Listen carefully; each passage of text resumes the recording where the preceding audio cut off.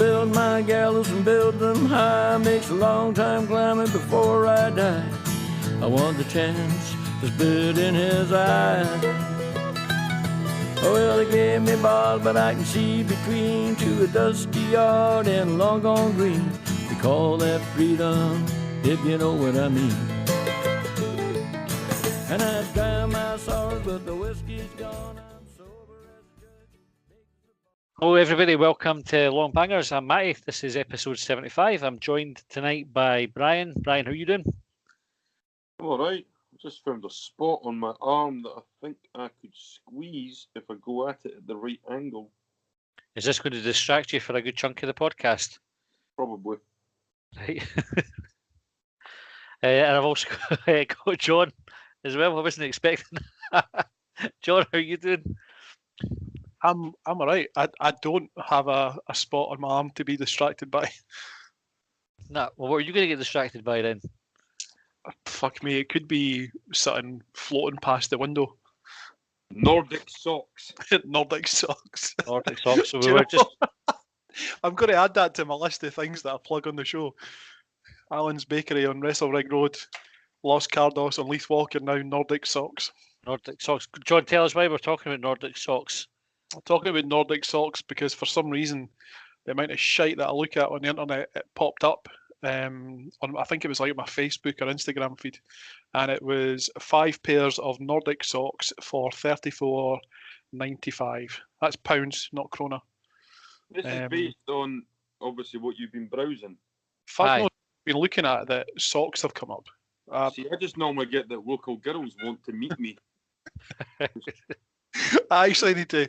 So I don't know if either of you guys ever look at TikTok. You don't strike me as gentlemen that peruse videos on TikTok. My daughters are all over it. I hear it's really popular with like young teenage girls and things like that, John, and obviously you. To be honest, I rebelled against TikTok for so long. I just absolutely refused to use it. But my mate's wife to be, she insisted. And to be fair, like she's come up with a couple of beauties in the past. She had me watch Grey's Anatomy, which I watched until I forget what the actor's name is, but he was the one that got killed by a truck in very obvious circumstances, to be perfectly honest. And she also had me watch Game of Thrones. So I was like, fuck it, I'll give TikTok a bash. And I've got a picture that I'll send you guys. Honestly, it's so fucking funny. I actually thought it said, what are you going to wear if you're fisting? So in fact, fuck it. I'm going to share it later on when you send it the link for the episode. But that absolutely cannot be based on what I'm looking at on the internet, because fisting, I've never been into fisting. Are you sure? It packs a punch. Well, aye. So Hibs, Talking of something that doesn't pack a punch. Hibs. Hibs. Did we play on Saturday? It was Saturday we played, wasn't it? It wasn't a Friday night game last week. It was Saturday. Dundee at home, 1-0 win. Did you see much of the game? I was in the pub because I'm in tier 2. So you would have seen the start of the game and then probably not a lot after that. I had a coupon on. So I went onto the live scores app where I had my 6 games and the Hibs games starred as a favourite. But I was so engrossed in my coupon, I kind of forgot Hibs were playing. So imagine my surprise when it flashed up, Hibs 1-0. I thought, oh, perfect. That's great. And then I went back to forgetting that Hibs were playing again. My coupon got beat in the 89th minute when Norwich conceded an equaliser. And it was a good few minutes after that, it just popped up. Match ended, Hibs 1, Dundee 0. So if you're looking for some kind of cutting edge analysis and insight into that game, I'm going to pass you over to John. John? Sorry, I was looking at my fisting advert. What was the question? Something about the football. So you didn't see the game either, did you? No, I didn't see the game either. I don't know if I'll get into trouble for this, but my mate who's getting married on Hogmanay, we went out for his kilt fitting. to get everyone suited and booted, and we snuck away for a pint afterwards. Dun Why dun would you get into trouble with dun. that? Were you Because it breaching wasn't in protocol? it wasn't in Livingston. It's Ah. like pubs up in here. So no, I didn't see the game. But I always like Brian checking in on live score, and I saw that we were 1-0 up. I was convinced that we were going to win 5-0, and we were going to absolutely steamroller them. But Where was your we're through. club? Just at Haymarket, a wee place there. It was my mate that had organised it. Is that essential travel, John? Aye, cunts getting married at the end of the month. Shopping's counted as essential travel. So this was. You're all right for that. This is one of those. I wouldn't call it a loophole, but it's one of those grey areas. Like weddings are allowable. Weddings are permitted. People are permitted to travel for weddings. And to go like for a wedding, like traditionally you get dressed up. So you had to have a kilt fitting. It was actually meant to be in Livingston, but the boy that we were meant to go and see didn't phone us back until like Saturday morning or something when we were already on our way somewhere else. I'm just trying to figure out here whether your story about the kilt is more or less dull than the Hibs game was. I'm just trying to figure out if allowable is a word. Allowable? Allowable's a word. Is it? Yeah. Jesus. Aye, Have you seen- fine with it, allowable. Have you seen the thing about the word out with only existing in Scots? Doesn't it exist in the Aye. English language? If It you, is if you, not if you recognised type on the it, Microsoft Office suite, and it does my tits in. It's a word. I rebel against it every time I see that little red underscore. Fuck off. It's one word. the red underscore is a wee bastard, by the way, or because you write colour and it comes up as spelt wrong because there's no U in the American one. Things like that. Anytime you write a word that's not standard American, you get pulled up for it. And aye, out with is definitely another one. You can't even say that they bastardised our language because it'll try and change the S to a Z. But even then, it's just trolling you the whole way. Nobody spells language with a Z, you dick.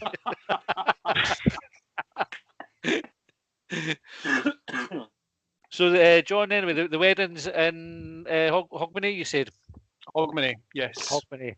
So I remember my mate getting married, and I asked him if he was wearing a kilt, and he says, "Yeah, definitely got to do it properly." And I said, "What's the tartan?" And he said, "She's wearing white." John's reacted to that as if it's the first time he's ever heard that. Like that's a joke older than I am. Right, aye, Hibs again. Try again. So I watched the game, and probably we're doing the right thing and not talking about it. There was literally, apart from a really, really good goal for Jamie Murphy, and it was a cracking run and finish. There wasn't really much else to report. It was pretty dire, all in. Glad we went through, and glad to get Alloa in the next round. What did you think of Alloa? They had who did they beat again to get through? Anybody remember? It's one of the two tax dodgers, wasn't it? Aye, it was, and a penalty no less as well, which was satisfying. As considering the sheer volume of penalties that Hearts get, for them to lose to a penalty in extra time was pretty pleasing. I think they disputed it was a penalty as well, which is even better. Excellent. So, aye, Hearts were out. We ended up going to Alloa for the next round, and they've got a vaccine now. So I suppose it's probably going to be too soon before we're able to get in. And I suppose if you're going to Alloa, the vaccine for COVID is probably the least of your worries. You'd want a double dose, wouldn't you? Minimum. Not that Right. matters to me, I won't be going. We also had news this week that Leeann Dempster had handed in her notice as well, which was a wee bit of a bolt out of the blue, or did either of you see it coming? Yeah, I think you could see it coming. I think you and I actually discussed it many moons ago that they do have a shelf life, if you like. They can become stagnant after a few years. You come in with the bright ideas, you see it through, and then the changes after that aren't as radical. And then I think we're on Gordon coming in. That kind of removed any real element of surprise that she was stepping down. To be honest, you could maybe argue she maybe would have seen this season through, what with the coronavirus and all that jazz, but to all intents and purposes, she might have wanted to leave in the summer if the season had finished when it was meant to, and she stayed longer than what she had anticipated. But nah, not a boat of the blue for me. I think she's been brilliant. I'm sure Capital to what we've achieved in the last, since she came in. But for me, yeah, maybe the right time. I think she was quoted a while back talking about maybe like a 5-year stint has been ideal. So she's outlasted what she'd originally kind of planned for, I think. John, how would you assess Leeann Dempster's time at the club? I'd probably say it was pretty good, but to be perfectly honest, I'm pretty ignorant of what goes on at boardroom level. Like anything above the dugouts at Easter Road, I'm not really that bothered about. I'm holding up a sheet of A4 paper saying she should never have sacked Heckenbottom. Aye, why did you even have that sign handy? What are you talking about? Have I missed something completely there? Sorry, you're just getting stitched up, John. Listen, she's done well. She had her critics. There were things that maybe could have been done better, but I think if you were look at her record over the course of 6 years, she's done well. And she's even now that she's she's not resigned with like immediate effect or whatever. Like I saw yesterday, day before, talking about the situation with the SPFL moving the Celtic game to accommodate their winter training camp and causing a wee bit of she wasn't trying to cause a wee bit of ruckus. She was trying to fight Hibs' corner. So even though she's stepping down and obviously kind of beginning a transition period, she's still got Hibs' interest at heart. I think it's hard to argue against the line of thinking that she's been good for the club. When you think when she took over, we had just been relegated. Her first job really was to get rid of Terry Butcher. I think everybody's agreed that was a good move. And then start rebuilding. So rebuilding pretty much our first team from scratch. And I know, she wasn't hands-on doing that herself. That credit for that goes to the recruitment team and the manager, etc. But she brought in Stubbs, which I think was a good appointment. I know everybody agrees with that, but I think by and large, he's won the Scottish Cup. We had some great performances with Stubbs, and I think the feel-good factor, to coin a phrase, returned to the club. Then brought in Lennon, which I think was a really astute move. Got us promoted, our highest points total the next again season in the top flight for however long. A good European run. Aye, and then Heckenbottom probably wasn't couldn't really be considered a success. Sorry, John. Lies. Lies. He could still come good.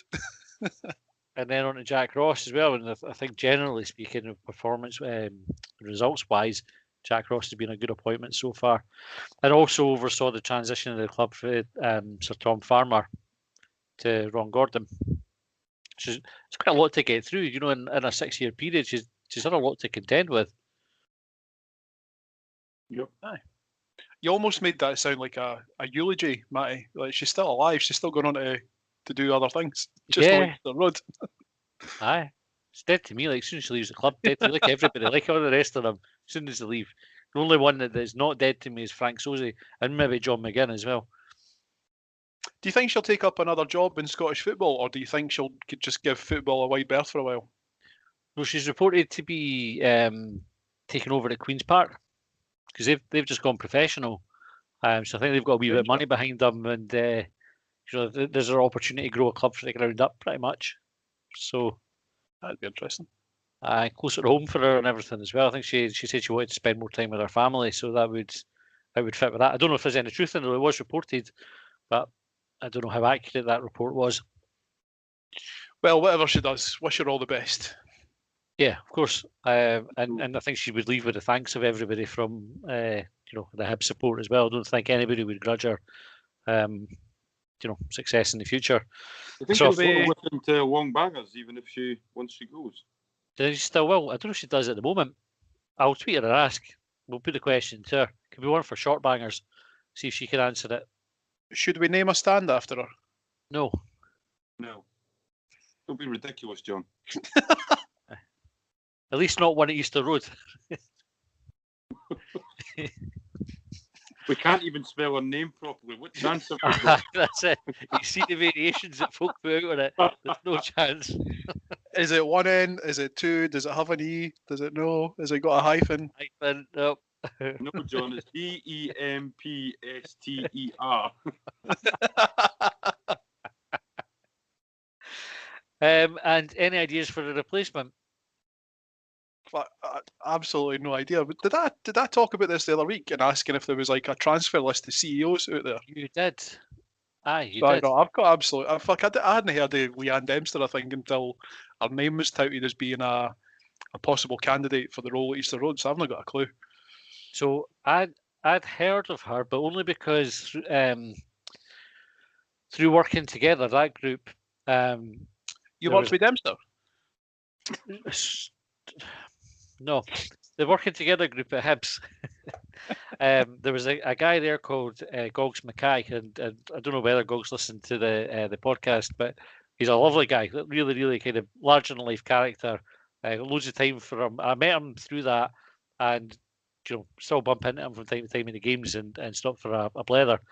But he championed Leeann Dempster to Rod Petrie kind of relentlessly. Was on it saying this is the person you should be looking to bring in, forward thinking, etc. And I don't think this is betraying any confidence he's now talking about it, but we had, as part of the working together group, we had set up, I think I've talked about it on the podcast before, a thing called Winning the Hibernian Way, which was sort of like a plan or document to change the culture at the football club, to pretty much do away with a club where you have a turnover the manager who turns over the culture every 2 years or a year and a half and brings in like a whole load of new players, and everything's like turned upside down as soon as you have a change at managerial level, to be in a club where there's like an underpinned culture where the manager comes in to fit that, players are brought in to fit that culture, and actually you can then grow for there. And it was all set like, how you set targets and what kind of things the club should be aiming for, etc. And when we did that, we had to go and present it to the board, and they kind of took it away and said, well, we'll see what we do with this. And then we heard nothing for ages, and then we got a call one day from, I think it was David Forsyth, a message, and he said, can you come and meet us at the Novotel at Queensferry, South Queensferry. So we went there and met Brian Houston, and I'm sure it was David Forsyth. It might have been Bruce Langham. Can't remember. Anyway, at that point, they said, this is coming down the line. We've recruited Leeann Dempster from Motherwell. It's going to be announced in due course, but she's going to come and deliver this programme that you have put together. So that was how I'd heard of her before she arrived at Hibs, was through that. That's a good wee story, eh? Yeah. Aye. So, other than that, though, I wouldn't have a clue where to look for a CEO at a football club. Like, do you look at other successful clubs and just assume it's down to the CEO, or do you take them from other businesses? Or, I have no idea. I doubt they're going to ask us anyway, yeah. Would you say that, Brian? A German. Well, a German one would be quality. Imagine how efficient the club would be. No. Is that stereotyping and being racist by saying that? No. I don't know if it's racist. It's maybe a stereotype. Ah, but it's a compliment, aye. Is it a stereotype if it's true? Because the Germans are very, very efficient. Like, it's not, I don't think we're being insulting by saying that. It is if you stereotype all of them, because there are inefficient Germans as well. Lies. 9. Onwards and upwards, Daniel. You didn't get relegated with efficient Germans. So, aye. We're interested to see who they bring in. There was talk about it being Ron Gordon's son as well, but I don't know whether that was just the jungle drums beating and folk putting 2 and 2 together. I don't know why. I saw that being touted, and then talk of a new managerial team, and I forget who it included, but it was something along the lines of fucking Jordi Cruyff again. They're like, Excellent. no, that's bullshit. Instant bullshit. Aye. Right. Okay, let's take that one off. And actually, the other thing we were going to mention, John, you kind of touched on it, was this nonsense with the Celtic game. So we were due to play on the Sunday. Celtic asked if we would move the game, and we said no. And then the SFA came in and said, we've moved the game. What are your thoughts on that? Can you imagine that conversation, like going to Hibs first and then Hibs going no, and they went, well, fuck it, we'll just speak to the SPFL and they'll do it anyway. Aye. It's brutal, eh? Like, I don't know what the, and I probably should have researched this to be able to talk about it with a little bit of authority, but I don't know what the protocol is for it, whether it needs agreement from both sides or whether the SPFL can act as an arbitrator and just say, well, we're making a decision, and if you can't agree yourselves. But it was to allow Celtic to go away on a training camp or something, isn't it? Aye, when there's not a shutdown. Yeah. I can't jump on a bus from East Lothian to Meadowbank to see my dad, but they can fire 40, 50 of them on a plane to go to Dubai. Aye. And We can't play them until the following day. I hope they go there and Bolly and Golly is on a sun lounger as they're making their way down to the poolside at the hotel. What happens if Lennon gets emptied and a new manager comes in and says, we're not having any winter training camp, you're going to stay here and you're going to train double sessions every day? Does the game get moved again, or does it stay as it is? I would imagine they would keep it as it is now. Aye. Well, unless Celtic, I suppose, asked them to change it again, and then that'll be what happens. There's a bit of a shoddy way to go about it. I thought it was good that Leeann Dempster called it out so publicly on Twitter as well. And the sports sound, like, I must admit. aye, that says it is unhibs like, but they said they never mentioned it to, or never asked Graham Matthew or Leeann Dempster. And I noticed that she had also apologised to the manager for it happening. So I wonder if he had been part of the discussion to say, no, don't move the game, we'd rather have it on the Sunday. I'd imagine you maybe given players the Monday off, they've maybe made plans to do stuff. You then have to go back to them and say, actually, see those plans you've made, you're going to have to jack them because Celtic wanted an extra day's holiday. Yeah. It's not going to make a difference anyway, because we're going to go and beat them. The football gods demand it. Well, we wouldn't be the first team to do it this season by the look of it as well. Oh, they're having a terrible time. I had to laugh, and I obviously didn't want to speak about Celtic on the podcast, but they got knocked out of their first domestic cup competition since 2016, and they fucking rioted about it. I mean, what planet are these boys on? I just couldn't believe that. It's like, imagine they know how the rest of us feel. Like, this is a regular occurrence for us. Like, we've been knocked out of every cup competition since 2016. Yeah, they should try supporting a proper football team. They'll still say that they're the greatest fans in the world. No, you're not. Well, that evidence is that they're not. Yeah. So you asked there, Matty, what planet are they on? I think it's Planet Entitlement that's also inhabited by fans of a blue persuasion, shall we say. The behaviour was eerily similar. Aye. Anyway, that's enough about them. I did see a rumour through the week, just which is Hibs connected, to say Lennon to leave and Jack Ross to get the Celtic job. Can you see, or would you say Jack Ross has done enough at Hibs to warrant a move? Yeah. Nope. And I dare say there'd be more riots outside Parkhead if Jack Ross was to be announced as Celtic manager. I actually really like Jack Ross. We've spoken about him before, and I see him having a long stint at Easter Road. I think he will do sort of. There's always the comparisons to Derek McInnes. I think he will be a similar, not type of manager, because I don't like the way Derek McInnes plays, but that sort of standing with the club. I think he will just see us grow for a period. I hope so. Aye. Okay, right, and then on to Saturday, we've got Motherwell away. John, what are you thinking about that game? I think when we talked about it maybe a fortnight ago. It was a couple of episodes ago when I was talking about the number of points that we were going to take out of the next 5 games or so. So I had Hibs down for a win against, who was it? Who did we draw against? Johnson. St Johnstone, aye. So what was the final result there? Was it 1-1? 0-0, 1-1? Was that a draw? 2-2. 2-2. Anyway. Aye, so I thought that Hibs would take a point at Fir Park, and I still think that's the case, but obviously I'm hoping now that Hibs get a win. It's just, Fir Parks just seems to be, like Motherwell, I think throughout my entire life to date, have just been a really difficult team for Hibs to get a result against, whether it's home or away. But I think we've sort of had a share of the spoils recently.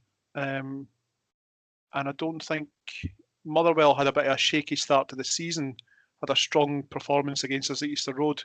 And I think we've maybe gone through a wee bit of a spell recently. So hopefully we can reverse that and get a win. Do you remember, Brian, when John Collins took us to Motherwell? I think we won, was it 6-1 or something like that? 1, yeah, we destroyed them. Yep.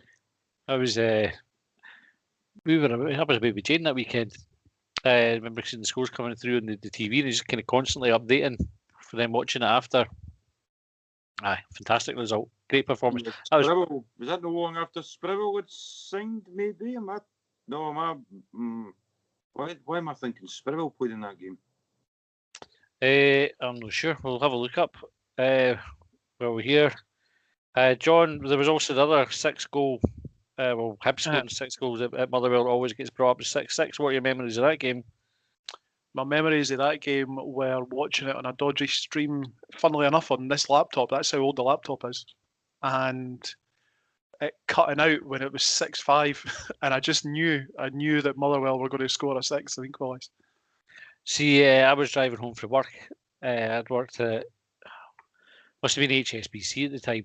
So driving back for the Gale, had finished at 8 o'clock, listening to the game, and obviously, by the time I got home, Hibs were kind of comfortably in front.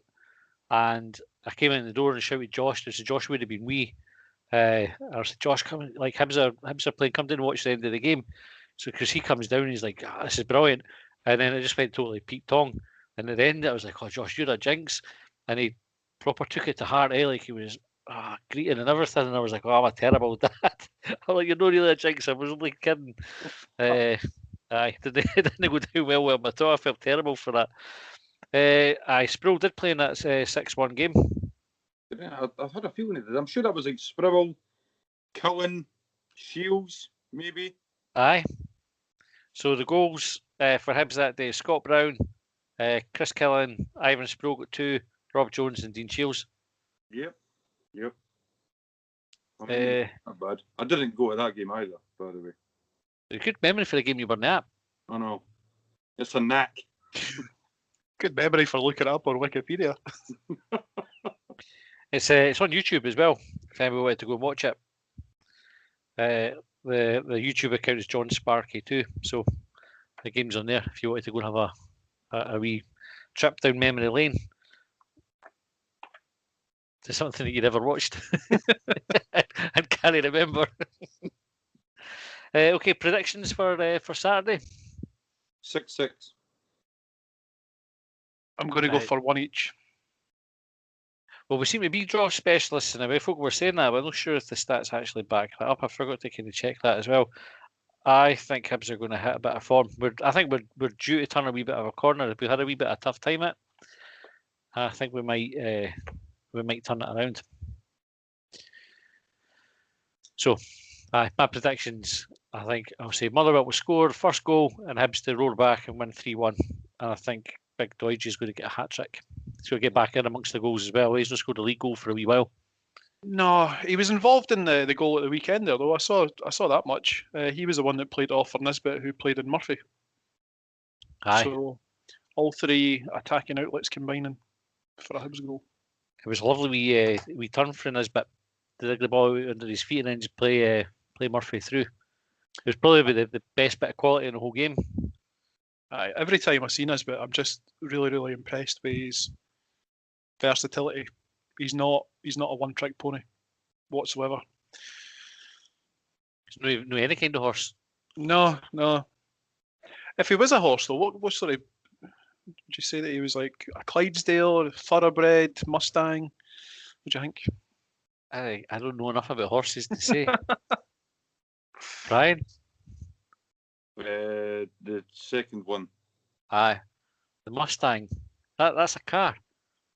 I know. Is the Mustang, is that not the horse that needs to get like broken in?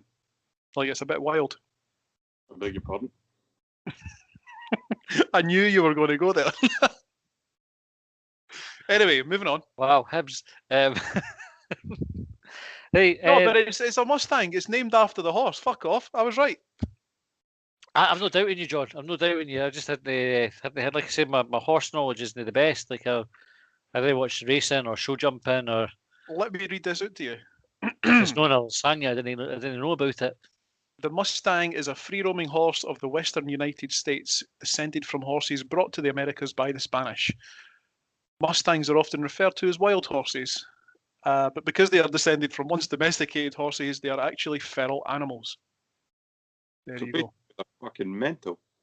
Aye, I think that's what one should be then. aye. I think it's beyond any reasonable doubt. Yep. Jamie Mustang Murphy. I think we've just given somebody a new nickname, Job. Aye, I feel pretty good about that. Hi, well done. You give a wee pat on the back. You've given someone a nickname, John, that doesn't refer to his cock. Well Yeah. done. You've Although done I bet someone will twist it. Aye. I never saw. I think you'd mentioned facts about yourself through the week on Twitter, John. That you made cock jokes, and somebody called you out and said, "Go tell us your best cock joke." There, but I never saw a reply to it. Do you know what I thought about it? And I honestly couldn't think of anything. So this is why I need to come back to Twitter. one of your 4 facts about yourself then was complete bullshit. No, it's kind of difficult. I think it's easy to make a cock joke when you're in the middle of a conversation, but it's not like a Mr. Joke book, like, well, a list of fucking cock jokes there. Fair enough. Right, I've got nothing What else was the other to. interesting facts? They weren't interesting.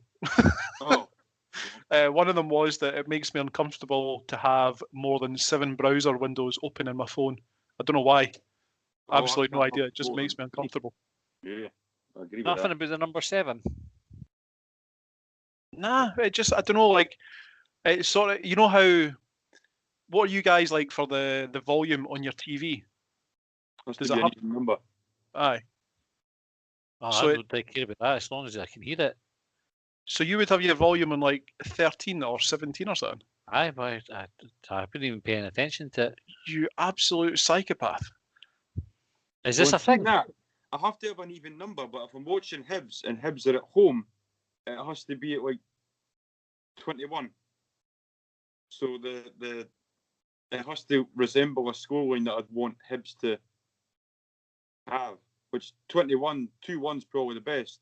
If I went to like 50 or 51 or 61, my neighbours would complain. I had there was a guy I know who was trying to sell me a TV. He said it was a wee bit broken. He says the volume control was Don't is do it. broken on it. Don't do it. I thought I can't turn this down. No, he's done it. Sorry. My facts, Brian, because I know you were just about to ask the follow-up question. Was it because John tagged me in it to say, like, here's 4 facts and then you have to go on. So the first one is I said I play too much Xbox for a man of my age, which is true. Got the new Xbox. Don't know if I mentioned that before. You should get it. It's good. Number 2 was now and again I'll sit down for a piss, Oh, yeah. which I think is a luxury that you wouldn't want to do it every time, but every now and again, happy days. Number 3 was I cook great burgers and steaks. This is also actual factual. So if you're ever around and want fed, insist on a burger or a steak. And I don't like tagging folk in these things, and that just excused me from having to involve anybody else in the nonsense. I didn't normally get involved, but the boy that started it, he started listening to Longbangers, so I thought I'd try and kind of help promote and move things along. Aye, nice one. And talking about people listening to Longbangers, we've had a few tweets today, and I've had a few WhatsApp messages from folk who have. It's the time of year where Spotify tell you what you've been listening to. and apparently we featured as the #1 podcast for at least 4 or 5 people this year. So that was quite a nice wee thing to see. So if it's Spotify Wrapped or something like that, it's called. I wrote it down. Yeah, Spotify Wrapped is the hashtag, and it gives you like a wee Instagram story type thing where you click through and it'll tell you who your #1 song was. I think I've had like the same bands and everything come up for the last however many years that I've had Spotify. And it just stays kind of consistent. But if we're your #1 podcast, share it on Twitter. That's a nice thing to see. I can only think of 2 facts about me that I would put if I made a return to Twitter. Are you going to tell us them? Yeah, the #1, I'm very secretive. Done. #1, my penis is the same size as an Argos pen. So Length or width? #2, I'm barred from Argos.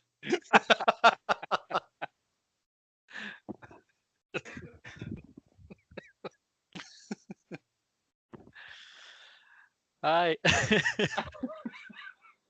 And #3, I'm not very secretive.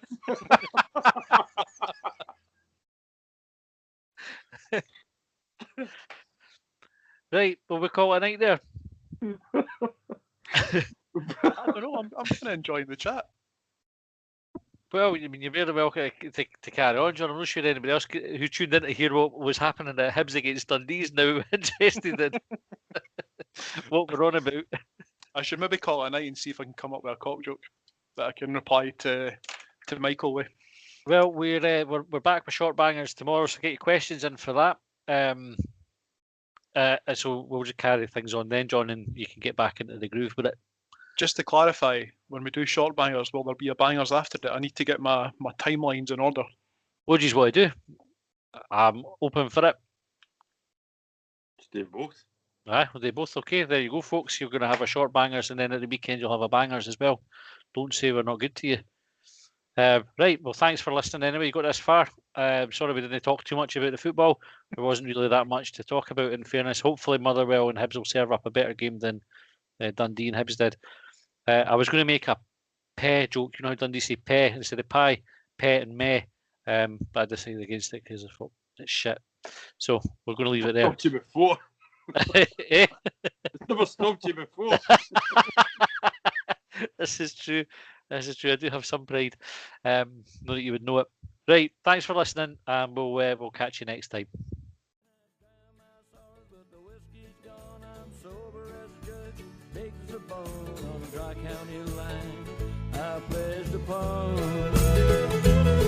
Well, they trailed me down when I broke free. I drank all the whiskey in Tennessee. I don't drink water